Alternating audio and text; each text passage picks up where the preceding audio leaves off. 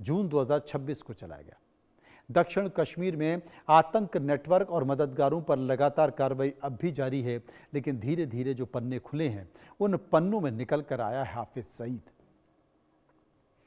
पहलगांव हमले का जो भारत ने ऑपरेशन सिंदूर चलाया, उससे जवाब दिया।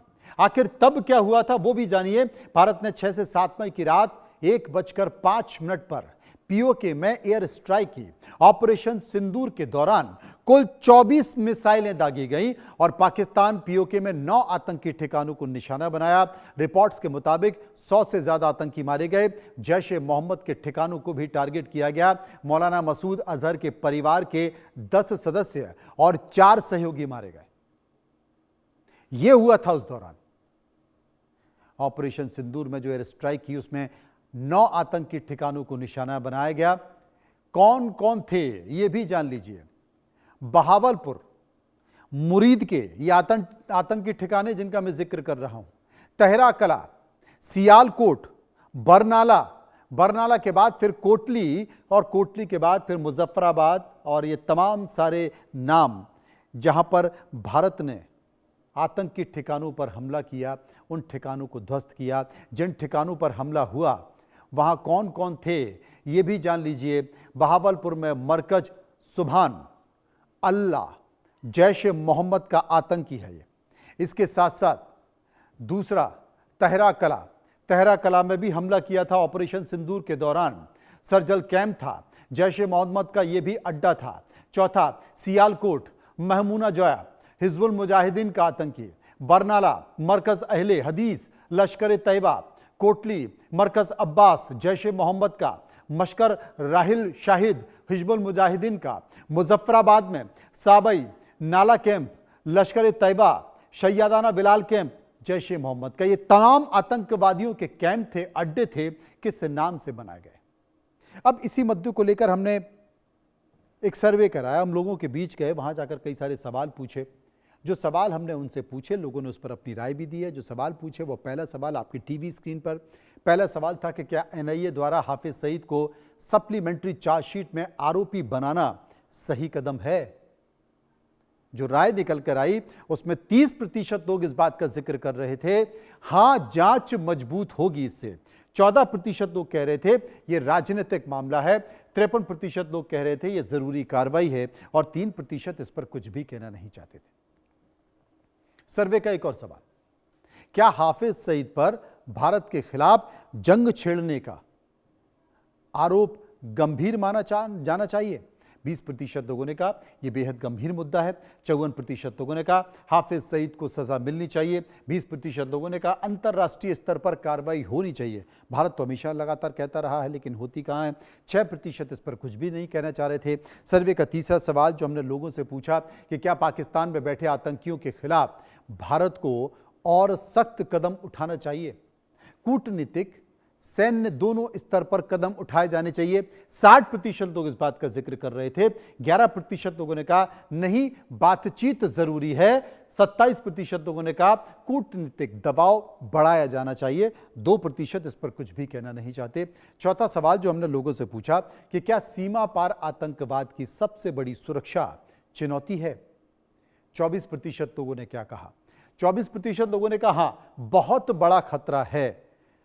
15% लोगों ने कहा हां लेकिन अन्य खतरे भी मौजूद हैं। 61% लोगों ने कहा आतंकवाद का खात्मा जरूरी है। और इसके साथ साथ एक और सवाल जो कि बहुत महत्वपूर्ण सवाल था, हमने लोगों से पूछा कि क्या ऐसे मामलों में अंतर्राष्ट्रीय समुदाय को पाकिस्तान पर दबाव बनाना चाहिए?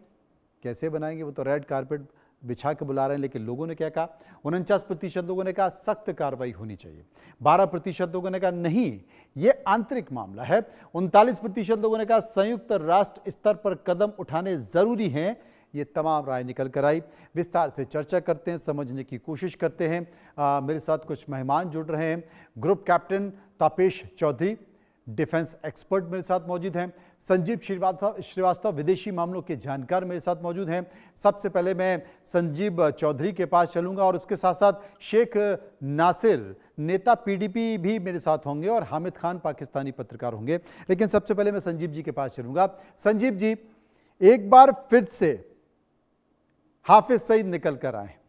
हालांकि ये छुपी बात नहीं है, हाफिज सईद पाकिस्तान में बैठकर किस तरह के टेरर कैंपों में, आतंकवादी कैंपों में आतंकवादी तैयार करता है, उसके बाद वो फिर भारत में आतंकवादी घटनाओं को करने के लिए भेजता है।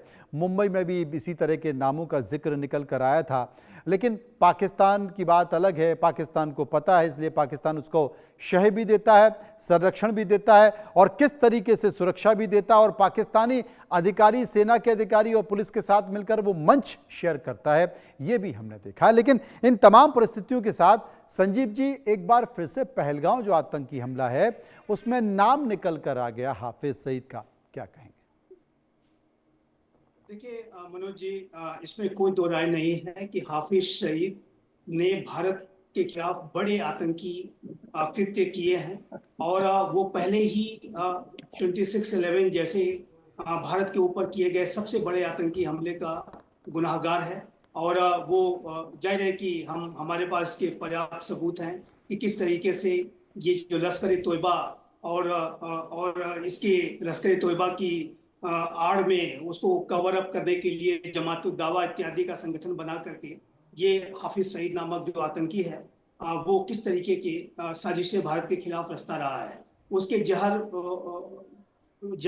बुझे हुए जो बोल होते हैं वो भी हमने सुने हैं और उसको भी जाहिर है कि भारत उसका गहरा संज्ञान लेता है। और अब जब पहलगाम का ये जो आतंकी हमला हुआ, अब उसमें भी जिस तरीके से उसका नाम आया है, ये बात स्पष्ट है कि हाफिज सईद लगातार भारत के खिलाफ आतंकी साजिशें रच रहा है। और इसी वजह से इस आतंकी के ऊपर जो आज का जो नया भारत है वो जीरो टॉलरेंस का जो हमारा आतंकवाद का अप्रोच है उसके तहत सख्त से सख्त कार्रवाई करने के लिए संकल्पबद्ध है। और ये भारत की पाकिस्तान को हमेशा से ये शर्त रही है कि जब तक आप आतंकवाद के विरुद्ध, आतंकियों के विरुद्ध एविडेंस बेस्ड एक्शंस लेकर के नहीं दिखाएंगे, तब तक भारत और पाकिस्तान के रिश्ते सामान्य नहीं होंगे। और ये जो शर्त है वो भारत उसके ऊपर लगातार बना हुआ है। और ये जो आज के नए भारत का जीरो टॉलरेंस का जो अप्रोच है वो ही बेस्ट अप्रोच है और इसकी वकालत भी भारत करता है। भारत तो अब स्वयं इसको प्रैक्टिस करता ही है, पूरे विश्व समुदाय में भी, चाहे हमारे प्रधानमंत्री श्री नरेंद्र मोदी हो, चाहे वो हमारे विदेश मंत्री श्री जयशंकर हो, राष्ट्रीय सुरक्षा सलाहकार श्री अजीत डोभाल हो और सभी अन्य जो मंत्री और अधिकारीगण इसी बात को लगातार भारत की तरफ से रखते हैं कि जीरो टॉलरेंस का जो अप्रोच ही होना चाहिए। और मेरा ऐसा मानना है कि जो पाकिस्तान में जो बैठे हुए जो ये आतंकी आका हैं, इनके खिलाफ जब तक कार्रवाई पाकिस्तान करके नहीं दिखाएगा तब तक भारत और पाकिस्तान के रिश्ते भी समान नहीं होंगे। और देखिए मनोज जी, एक बात मैं स्पष्ट रूप से और भी कहना चाहता हूँ